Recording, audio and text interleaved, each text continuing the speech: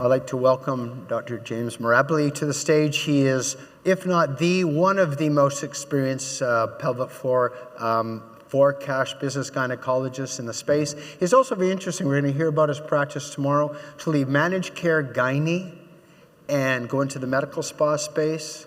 That's about as transformative as business management gets. So if you think you're wondering if you should be in the space, his story is a very interesting one. I'm still kind of amazed at what InMode has done. They've taken a subject that really we've never been that successful in treating without invasive surgery and still not being that successful.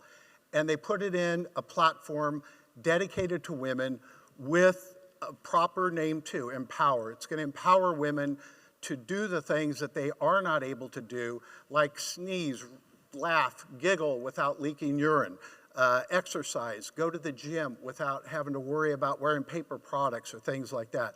InMode went back into the lab and they're actually putting 20% of their revenue into women's health, which is amazing, and that's what attracted me to the company and the device. If you have women in your office, these are candidates for this treatment, all right? So half of women, menopausal women, suffer with this. 15% of perimenopausal women, that 40 to 50 where hormones are starting to go up and down, which is usually worse for women than actual menopause, they're suffering too, all right? Our patients breast cancer patients that can't utilize estrogen suffer greatly. If you got a 35-year-old woman that, can no longer ever have any estrogen in her system, what does she do when, the appearance is like this here? And that's what happens without it. And it's amazing to close that space for a patient and without having to cut on them or without them having to wear, body structure devices to hold that area in. We can now fix that non-invasively just by that electrical muscle stimulation, thickening that muscle, making it hypertrophied in order to close that gap. Here's a picture before and after of that patient.